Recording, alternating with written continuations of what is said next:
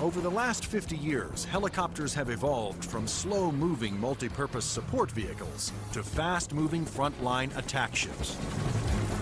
But in the high-tech wars of the future, speed alone is not enough. Information is the key. There's three elements that are critical to warfare.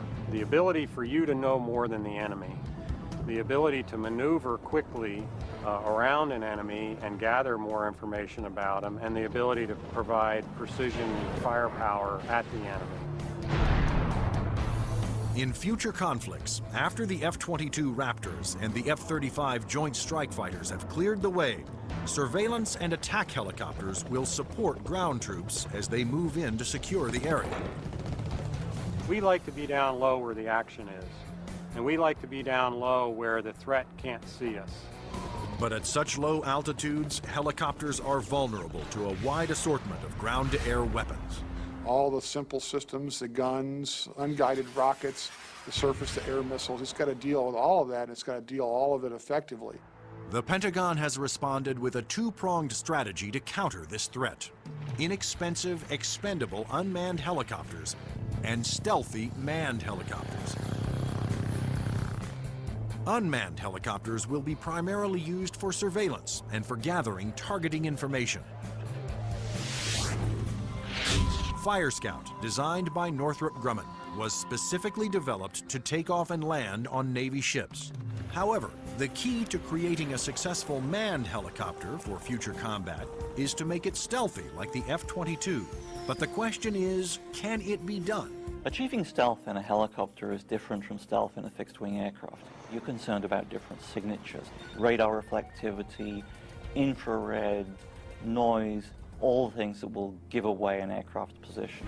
Those signatures, like heat, smoke, and sound, put helicopters and their pilots at serious risk over the battlefield. All the small shoulder-fired missiles, which are very effective against helicopters, are heat-seeking infrared systems. The challenge for engineers was to create a quiet helicopter with very few signatures and a small radar cross-section. And that's exactly what Sikorsky has done with the new RAH-66 Comanche. In the Comanche, with all the stealth capabilities, we can defeat the radar threat. We can defeat the guy with the shoulder-launched heat-seeking missile. And from the guy popping up in the tree, our agility defeats him. Our small size, our quiet acoustic signature defeats him. Often the first thing you hear from a helicopter is the sound of the wake from the main rotor hitting the wake from the tail rotor. In the Comanche, the fan tail is shrouded, so there is no interaction between the fan blade tips and the main rotor tips, and it's also canted slightly. And those all contribute to reducing the acoustic signature. Engineers also experimented with the main rotor to find a quieter design. If you look at a Comanche, it's got a 5-blade rotor, and what that does is it cuts down the normal chop, chop, chop sound from a helicopter into a more discreet whir that kind of blends into the background. Reducing the heat signature of a helicopter is also essential to making it more survivable. When you look at a Comanche, the first thing you ask yourself is, where's the exhaust? Where does all this hot air get out of the engine? The Comanche's exhaust actually escapes through the tail boom, where it is instantly dispersed by cool air from the rotor. That missile has to have something to home in on, and that's a heat signature. Comanche defeats that by the engine exhaust being mixed with ambient air and cooling it so that there's no longer a heat plume for that missile to home in on. To defeat radar, the Comanche utilized the stealth secrets first developed for the F-117 Nighthawk.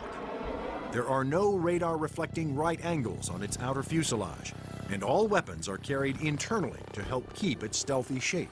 What's interesting about the helicopter is some of the things that achieve stealth actually make the helicopter better. Things like the retractable landing gear and the retractable weapons bays, that also makes it sleeker and faster. So once you've bought into the stealth part of it, you get other superior attributes. The main role of the Comanche is to give commanders an overview of the battlefield by providing up-to-the-minute information. Comanche is going to be basically their flying cavalryman. It's going to dart in and out, slash and cut, be a reconnaissance vehicle. As Comanche's 2 pilots gather data, their computer shares that data with other Allied forces.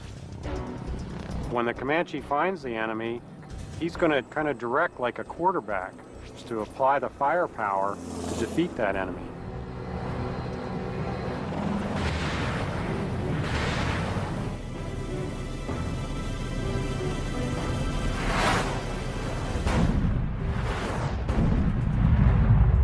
Engineering advances have also made the Comanche one of the easiest and most forgiving helicopters to fly. One thing that Comanche brings that other previous generation helicopters can't bring to the table is the pilot can maneuver the Comanche in virtually any axis without fear of exceeding any limits. Although it will be used primarily for reconnaissance, the Comanche will also be armed for self-defense. The Comanche is capable of carrying a wide array of weapons, all the way from guided missiles using a laser guidance system, heat-seeking missiles, which would be more of an air-to-air weapon, or unguided rockets, and also the latest Hellfire is pretty much a fire and forget. In addition, Comanche's pilots can ask Allied aircraft to fire missiles their way, and can then take over and guide those missiles to their targets.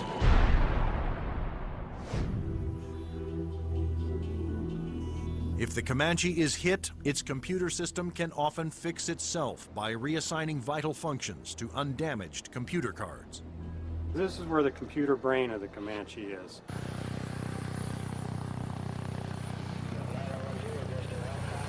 In support of its reconnaissance mission, Comanche can control as many as 5 unmanned aircraft. When the Comanche may be employed, it may have little vehicles that it launches out, so it has its own little eyes over the hill so it can see what's going on without putting itself at risk.